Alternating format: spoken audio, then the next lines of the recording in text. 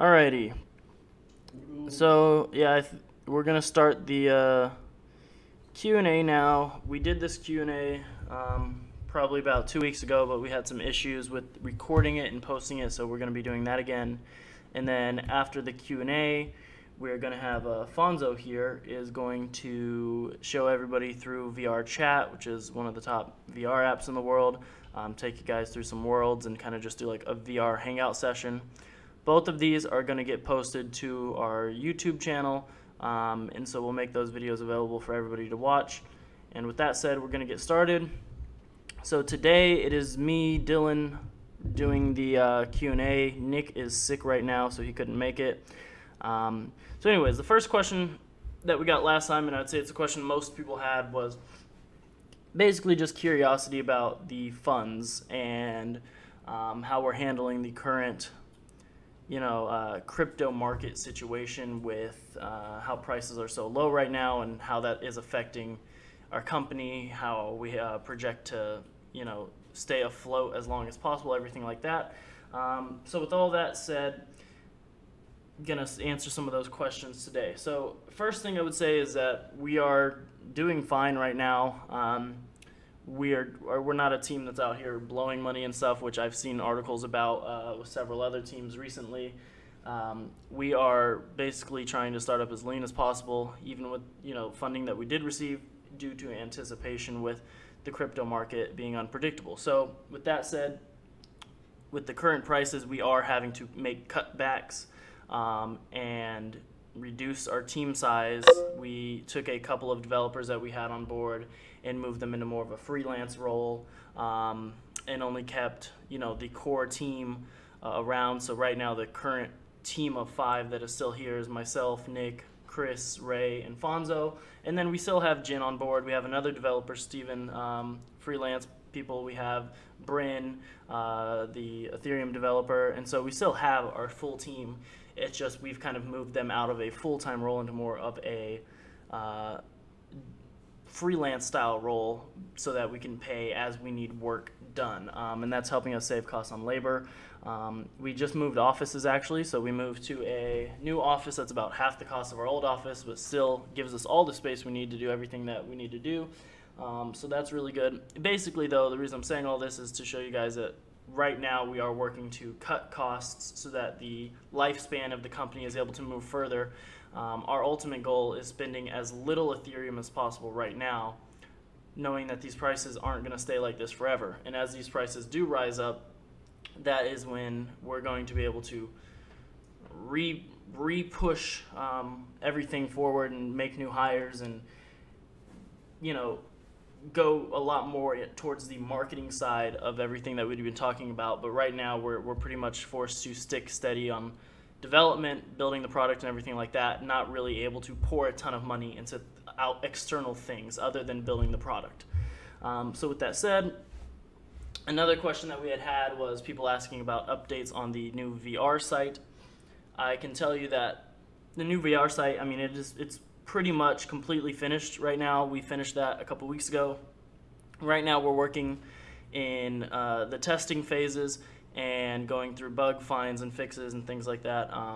We're doing a complete rebranding of the site, so it is going to change. The VR site specifically is going to change away from the Spectiv name to help clear up confusion.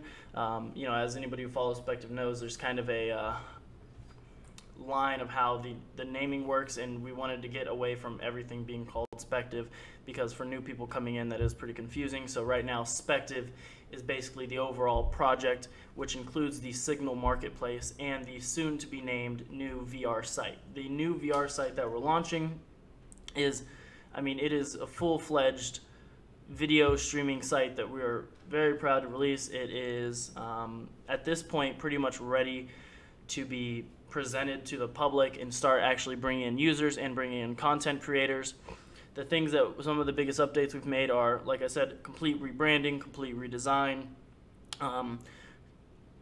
complete revamp of the video upload service, which was one of our most, the thing that needed the most help in the last version was making the video upload service available for anybody to use and making sure all videos got uploaded. We fixed a lot of little pieces in the site, such as like video thumbnails being recognized, profile customization, homepage and like featured videos, suggested videos, all those things, the search engine that works within the site. So everything has been completely upgraded. And like I said, this site is pretty much ready to be presented to the public and start being pushed out there. The only thing stopping us from really making it like a mass marketing push like we have in some of our timelines, again, is the current, I guess, economical sense of the crypto sector and the limits that we have in not wanting to spend, a ton of our ETH. And so that's the main reason why we haven't actually launched the site yet. Even when we are ready to launch the site, we're waiting for the right time to launch so that our launch has, the best effect that it can have. We want eyes on our project, and right now there's just not that many total eyes looking at crypto. And so trying to be strategic, we don't want to do this complete new launch for a major site like we're releasing when, like I was saying, it's not going to be able to have the result that it would have if we waited a little bit of time to launch it and presented it at a time when crypto is booming and everybody is in the industry ready for projects like ours to kind of show up and start making a name for themselves. So with that in mind, we think that it is the best decision to kind of keep this under wraps. Until then, we do plan to release the site to our tight community. So we'll probably have private links for you guys to check it out in the Telegram, but we're not going to necessarily be making like public announcements on Twitter and stuff. Also, with that said, on the alpha that we originally released, we had a lot of applicants wanting to be content creators. We had like 35 applications for people to start uploading videos independently. We are finally ready to start bringing those on board and letting anybody who wants to upload content to the site. So it'll be a fully user-based, peer-to-peer site now, and everybody will be able to start uploading videos. So yeah, that is the update on the VR site. Another question that we had was in regards to, and I touched on this a bit, but like the future marketing and awareness. Just to reiterate, like I'm saying, I know those things are on our timeline, but as business goes, things change sometimes. And like I just mentioned, we are trying to be as strategic as possible with our marketing and awareness. And we don't want to just go heavy, full force marketing, spending money to do marketing if it's not going to have the best effect that it can have. So with that said, we are waiting to do, as much marketing awareness as we can until the industry is really ready for it. You can look at major projects and everything that people are doing, and even with releases coming out or, coins getting, having news featured about them, things like that, it's not really having much of an effect on the communities of those tokens, and so that's what we are working to build. All right, let's see what other questions we have.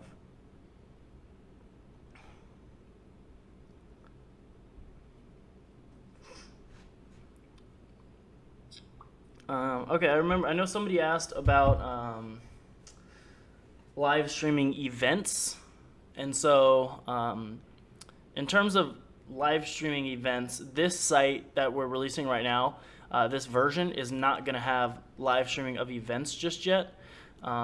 It is something that we have and we can start doing, and internally we've been testing some VR live stream cameras, trying to determine which camera is the best right now for doing live streaming of events.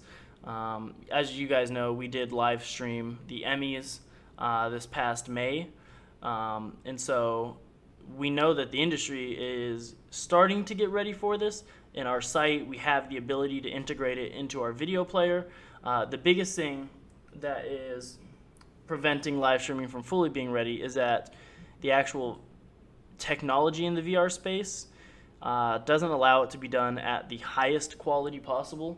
And so it's kind of something where it's like we don't know if we want to present it to people yet, if it's not going to be the best product that it can be, because we want to make, one of the things that we've always mentioned that we want to do is provide wow experiences for people, and we don't want them to come onto the site, come into a live event stream or something and not be wowed by it and then be turned off by VR.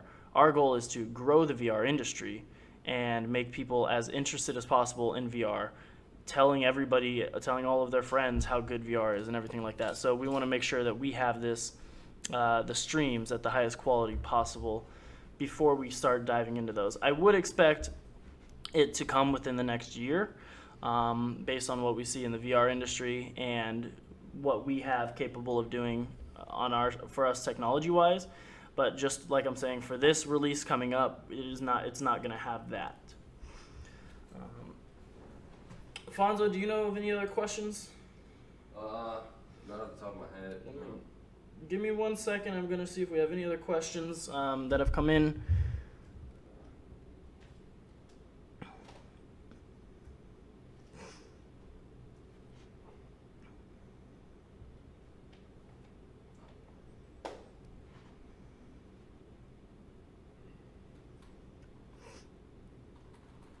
We are hoping that doing a Q&A like this and making it available for everybody through our YouTube channel is going to answer a lot of, obviously, questions that people have had. But really our goal is to kind of bring everybody up to speed on what we're doing, what the status of Spectiv is, and let you guys know that we are still here. We are still developing at full force, and we're working every day to make this project happen. We're not leaving you guys or anything. Spectiv is what our team is just very passionate about, and so just kind of wanting to let you guys know that, yeah, we're still alive, we're doing this, and that's why we're planning to do these a little bit more often, maybe once a month or so, just to constantly be giving you guys those updates that you want. Okay, I have a question that just came in. Somebody asked if there have been any major changes to the advisory team in these past months. Okay, so in regards to the advisory team, I wouldn't say that there's been any major changes. We haven't lost any advisors on the team. We still work with our advisory group, and like it was in the past, our tightest group of advisors are going to be Adam and James from Sutton Stone. I can say that Sutton Stone isn't at the same capacity that it used to be, but we still have the personal relationships with Adam and James and the connections that they bring us. We still work with the same advisors that we had early on, such as Sheldon, for example. So no real changes to the advisory team. We haven't brought on any new advisors per se, like formally. We talk with a lot of people in the VR industry specifically, as we're trying to grow our strengths in that industry, in that sector. But no, we haven't. No real changes to the overall advisory team or like bringing on formal advisors.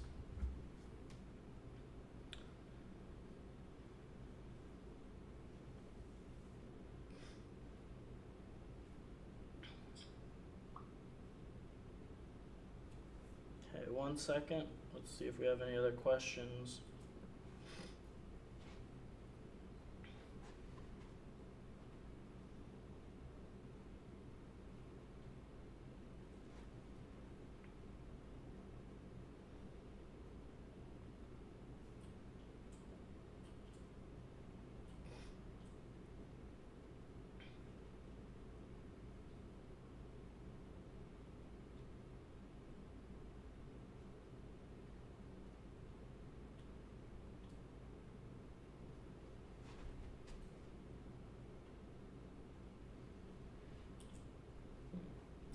Okay, I mean, I think that's all the questions that we have on our channels. Does anybody currently watching the stream have any questions that they want to ask that we haven't covered yet? I'll give y'all a minute to post any questions that you have.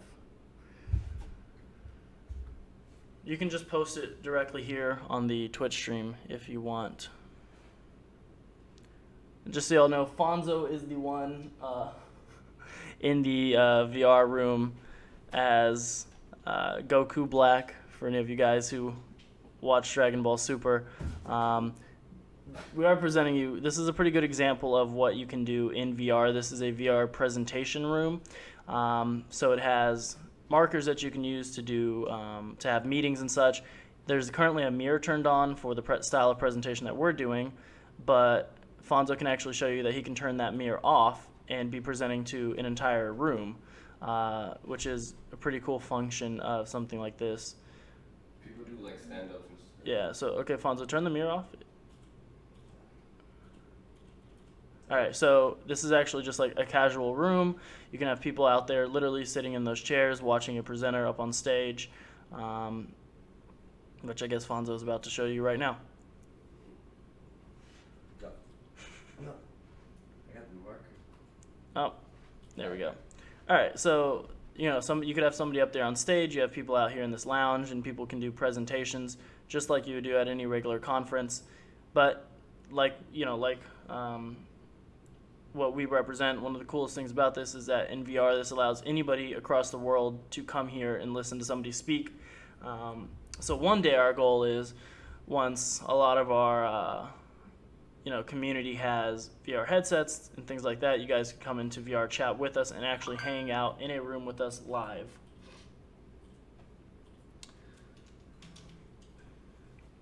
Okay, we did get another question just now.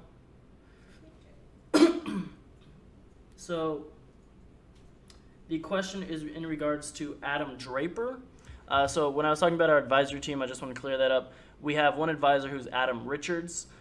Him and James Duchesne were the founders of Sutton Stone, which was our legal team and our consultant group that helped us get through the process. We have somebody here asking about Adam Draper. For any of you who don't know who Adam Draper is the son of Tim Draper, and he runs Boost VC, which is the largest VR accelerator in the world, also the largest crypto accelerator in the world. We're very familiar with Boost VC. This is getting confusing, it's a lot of Adams, but our other advisor, Adam Richards, his company actually went through Boost VC, an accelerator program, and I think in group 6 of Boost VC, but anyways. So we have somebody here asking us, have we been in touch with Adam Draper recently, and has he given any particular advice for the project? I know that a while back I mentioned that we had talks with Adam Draper. Basically, he had made a tweet, and some of you guys in the community commented on it, letting him know to hear about Spectiv. He reached out to me on Twitter with a message to have a conversation, and so we did have a phone call with him a couple months ago, just giving him kind of like, because we actually spoke to him in the past before we ever even starting this project. We spoke to his partner Brayton Williams very early on, but we had a call with Adam I think in July to kind of give him an update on what our current project status is, discuss about Boost VC more, and what the the potential for Spectiv to join Boost VC, and then just a little bit of a conversation about VR. We are planning on doing another follow-up call with him soon. He is a very busy person, but I can say that we have had the direct phone calls with him and plan to do so again in the future when we can schedule another time. But we are, personally as a company, definitely looking at Boost VC as an accelerator that we'd be very interested in doing when we think the company is ready and at a point where it would be good for us to do, which with our new release of the VR site we think is probably pretty soon. So I guess that's the update we have about Adam and Boost VC. I hope that answers your question.